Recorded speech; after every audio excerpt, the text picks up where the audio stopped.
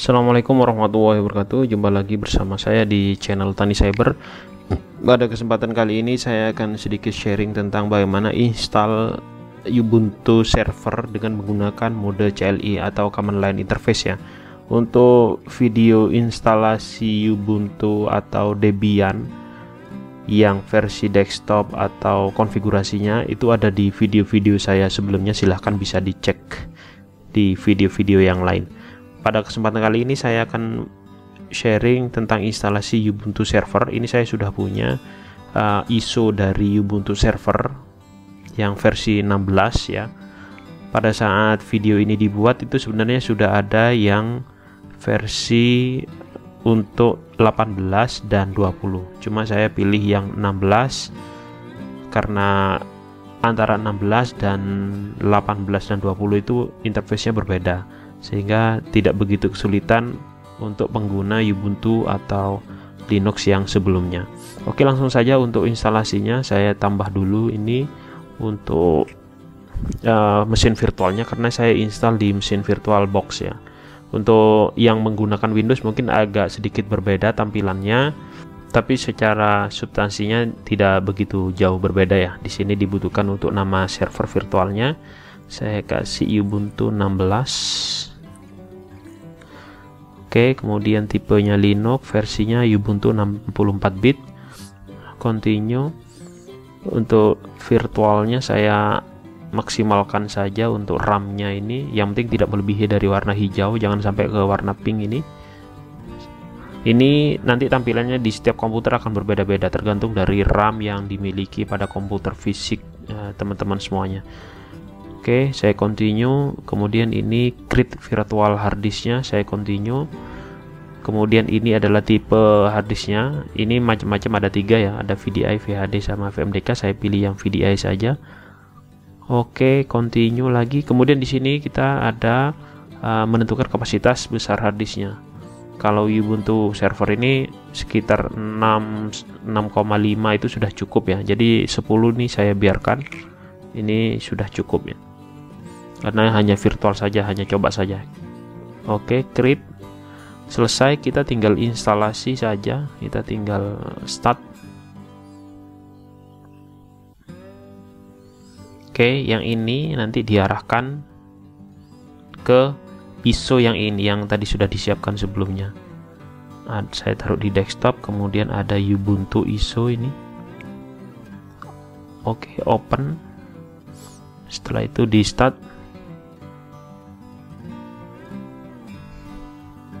Oke, ini sudah jalan, tampilannya kecil, sebentar saya besarkan dulu. Oke, cukup ya. Oke, kemudian di sini ada pemilihan English ya. Di sini untuk Ubuntu server kita install Ubuntu servernya. Yang membedakan untuk instalasi pada kesempatan kali ini, saya akan menunjukkan cara untuk menentukan atau mempartisi harddisk secara manual ya. Biasanya kalau kita install sebelumnya kan tinggal next saja dengan menggunakan partisi otomatis. Pada kesempatan kali ini saya akan menggunakan partisinya manual. Oke, kemudian di sini kita bisa, ini untuk teritori areanya kita bisa menggunakan yang other ya, sehingga kita bisa milih untuk yang Asia nanti. Oke, Indonesia. Kemudian ini lokal untuk ininya tetap biarkan saja United States. Detective keyboard layout no, biarkan saja default.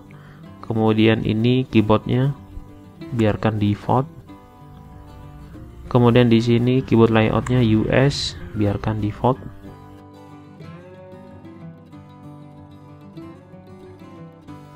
Oke, ini mendeteksi networknya.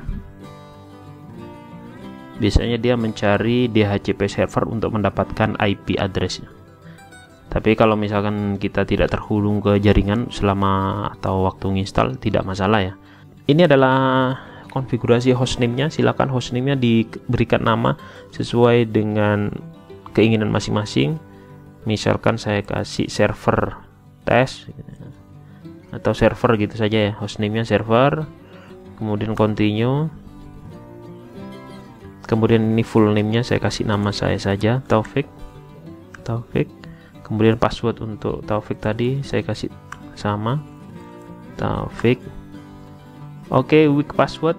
Yes, enggak apa-apa. Ini passwordnya terlalu lemah katanya, tapi nggak apa-apa sudah. Yes. Encrypt your home directory, tidak usah ya. Nggak usah di password home-nya atau my dokumennya. Ini dia sinkronisasi dengan NTP-nya, Network Time Protocol. Tapi kalau misalkan tidak terkoneksi ke internet, biasanya ini nanti akan gagal. Tapi nggak masalah. Nah, ini dia. Asia Jakarta, yes. Oke. Nah, ini dia yang paling penting ya. Jadi kalau biasanya kita kalau membuat partisi itu ketika instalasi biasanya kita kan guide saja ya. Kita menggunakan yang otomatisnya ya. Kalau otomatis itu nanti ada dua partisi yang akan dibentuk secara otomatis oleh sistem ya.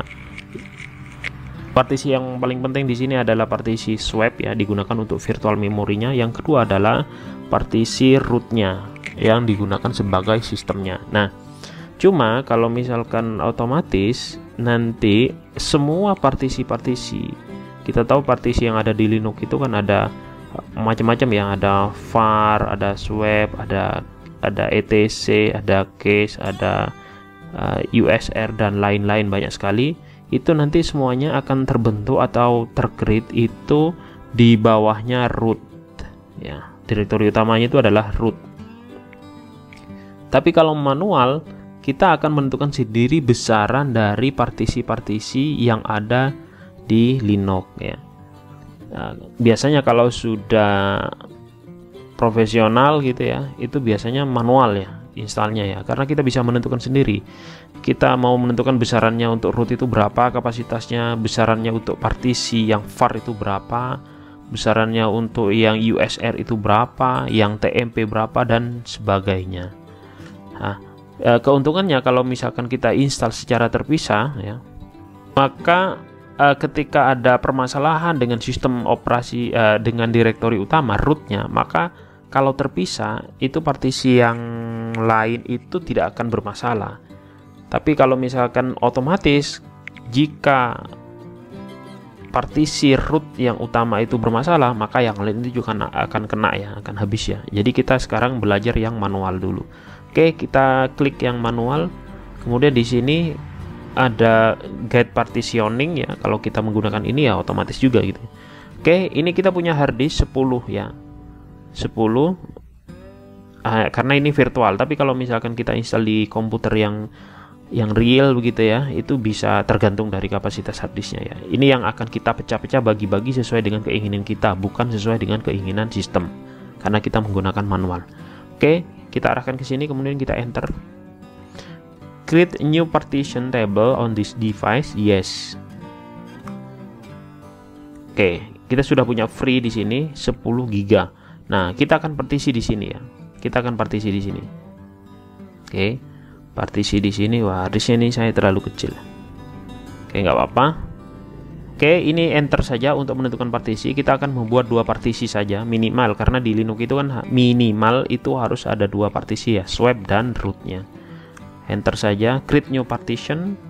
Kemudian di sini saya akan membuat swapnya dulu, kecil saja ya swapnya ya, karena harddisknya ini kecil ya. 2 GB saja untuk swapnya. Ini partisi untuk virtual memorinya. Nah, ini untuk partisi virtual memory sebenarnya harusnya itu 2 kali memori fisik. Nah, tadi waktu saya create mesin virtual itu kan agak tinggi ya, 5 GB ya, mestinya swapnya ini 10 GB. Tapi karena ini partisi saya harddisknya kecil, hanya 10, kalau dipakai swap semua nanti rootnya nggak kebagian. Jadi pada kesempatan kali ini catatannya adalah untuk swapnya ya. Oke, saya end dulu. Untuk saya arahkan ke swap dulu ya. Nah, oke, done. Untuk swapnya itu kan saya 2 GB saja ya. Ini sebenarnya harusnya 2 kali memori fisik. Jadi kalau teman-teman punya memori komputer itu 4 GB, maka swapnya itu sebaiknya minimal itu 2 kali lipatnya, berarti 8 GB ya. Itu untuk swapnya ya. Kalau misalkan memori fisiknya punyanya 8 GB, berarti swapnya itu nanti kira-kira 2 kali lipatnya 16 GB. Seperti itu memori fisik dan swap itu. Oke, saya lanjutkan. Kemudian kita membutuhkan satu partisi lagi, yaitu partisi utama yang kita sebut sebagai partisi root. Kita enter di sini yang free. Kemudian create new partition. Ini space hard disknya di semuanya. Kita pakai logical ini diikuti saja. Nah, use as-nya extended 4 karena kita tahu untuk sistem file dari Linux itu, kalau kita lihat di sini ada extended 4 macam-macam ini ya, ada extended 3 ini yang lama. Kalau di Windows itu istilahnya sama kira-kira dengan NTFS, FAT32, FAT dan lain-lain itu ya. Tapi kalau di Linux itu ada extended ya, extended XT3, 2, 4 dan seterusnya ini. Nah, oke, kita pilih yang XT4. Kemudian mount point-nya ini yang saya tadi katakan. Kalau ini adalah jenis-jenis partisi yang ada di Linux. Kalau kita enter, kita lihat ini adalah macam-macam partisinya. Ada root yang paling atas ini yang saya sorot. Kemudian root itu hanya garis miring saja begitu ya. Ada boot, ada home, ada TMP, var, USR dan lain-lain. Nah, partisi-partisi ini semuanya punya tugas dan fungsi masing-masing ya. Nanti di pertemuan berikutnya kita akan membahasnya. Untuk sementara ini diarahkan ke root saja dulu. Root, oke, selesai, selesai, done. Jadi kita sudah punya dua partisi di sini, partisi swap dan partisi root. Ya, yang atas ini swap, yang bawah ini root. Ini adalah dua partisi penting yang wajib ada ketika kita mau menginstal Linux ya. Oke, sudah selesai, kita finish. Yes.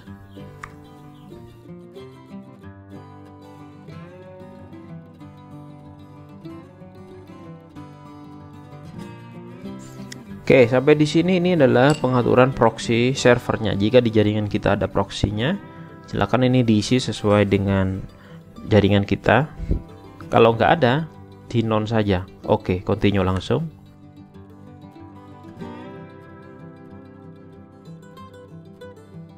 Untuk upgrade sistemnya ya, jadi nanti berkala dia biasanya akan upgrade ketika kita connect ke internet. Ini bisa kita pilih install otomatis ya, security update-nya, kemudian bisa kita no automatic update juga. Biasanya kalau digunakan sebagai server beneran ya, nanti kita bisa menggunakan ini ya, install security update otomatis. Tapi kalau ini hanya latihan saja, kita pilih no automatic update saja. Oke, yang ini adalah pemilihan paketnya. Nanti biasanya kalau Linux itu kan setelah diinstal, kita mau nginstal aplikasi atau service itu kan harus diinstal ya, satu persatu ya. Tapi di sini waktu nginstal di awal, kita juga bisa untuk install paket yang kita inginkan ya. Tapi biasanya kalau saya cukup ditambahi OpenSSH server saja, supaya nanti server ini bisa kita remote ya di dalam jaringan gitu ya. Untuk yang lain-lain saya rasa nanti saja secara manual kita akan menginstalnya satu persatu. Oke, lanjut.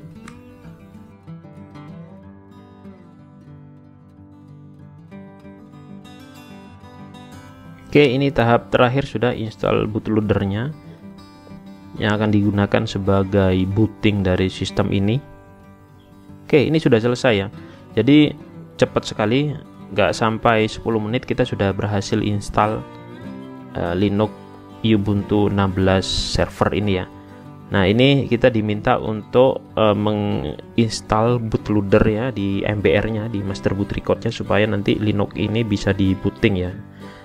Oke, kita yes saja. Ini diinstal, selesai, finish. Cepat sekali, nggak nyampe 10 menit ya. Tapi tergantung dari spesifikasi komputer yang kita gunakan. Oke, continue. Ini sudah selesai. Finish installation. Oke, ini akan reboot secara otomatis ya. Ini reboot, booting ulang Oke, sudah selesai. Tinggal kita masukkan username-nya ya, Taufik, kemudian passwordnya Taufik yang saya tadi waktu kita buat pertama kali. Nah, inilah server kita, inilah server Ubuntu kita sudah jadi. Mungkin itu saja yang bisa saya sharing. Mudah-mudahan video tutorial singkat ini cukup memberikan gambaran bagaimana cara menginstal Ubuntu server versi 16.046 LTS. Oke, terima kasih atas perhatiannya. Jangan lupa subscribe, like, komen, dan share. Saya akhiri. Assalamualaikum warahmatullahi wabarakatuh.